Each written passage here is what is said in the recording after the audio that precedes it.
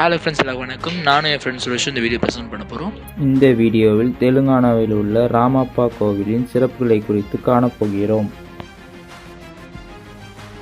இந்த கோவில் தெலுங்கானாவில் பாலம்பேட் கிராமத்தில் அமைந்துள்ளது. இது 13ஆம் நூற்றாண்டில் ககாத்தியர் ஆட்சி காலத்தில் சிவனை வழிபாட்டு கடவுளாக கொண்டு கட்டப்பட்டது. கோவிலுக்கு ராமப்பா கோவில் என்ற பெயர் ஒரு கவின்கலை சிற்பியின் பெயரை கொண்டே அழைக்கப்படுகிறது.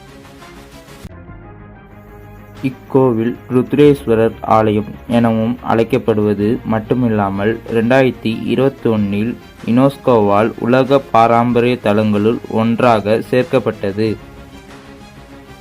இதனால் பாலம்பேட் கிராமத்தில் சுற்றுலா பயணிகளின் வருகை அதிகரித்தது.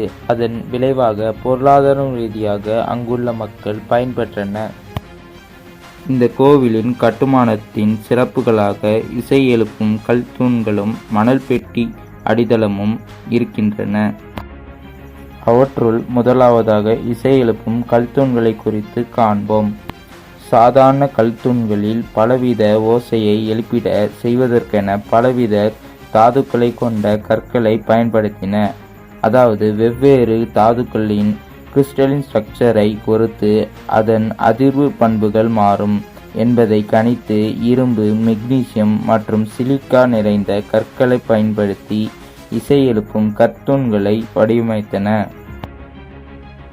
இதுபோன்ற கற்தூண்களை தமிழகத்தில் மதுரை மீனாட்சி அம்மன் கோவிலிலும் திருநெல்வேலி நெல்லையப்பர் கோவிலிலும் கூட காணலாம். இங்கு மட்டுமில்லாமல் தஞ்சாவூர் தாராசுரம் கோவிலில் இசை எழுப்பும் கல் படிகளும் உள்ளன.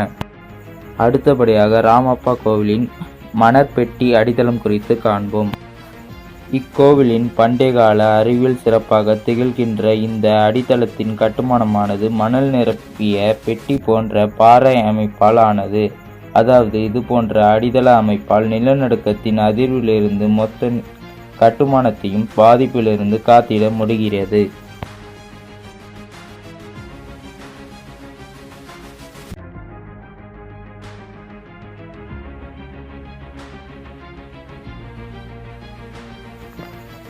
இக்கோவிலின் மற்றொரு சிறப்பாக இதன் மேல்புற கட்டட பணிக்கு பயன்படுத்திய பாறைகளோ தண்ணீரை விட அடர்த்தி குறைவு.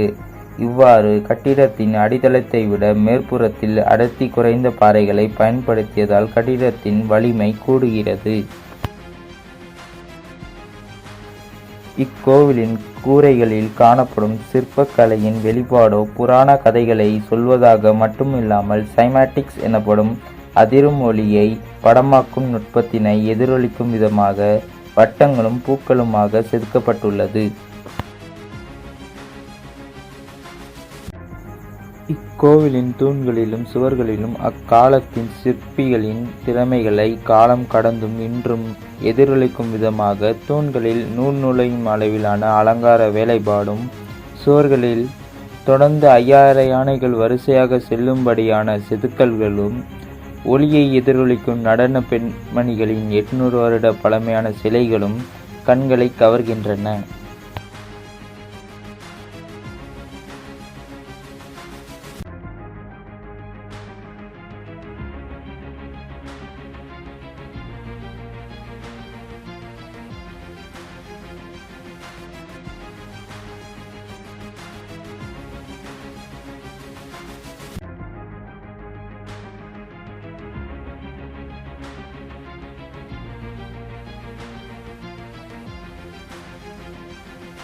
இவ்வாறு பல கட்டிட நுட்பங்களை வெளிப்படுத்திட அக்காலத்திலேயே கற்களின் உறுதித்தன்மை, ஒலிக்கும் தரம், கல்லின் பிளவின் நிலை, வடிவம் முதலானவற்றை ஆராய்ந்து தேர்ந்தெடுத்துள்ளன.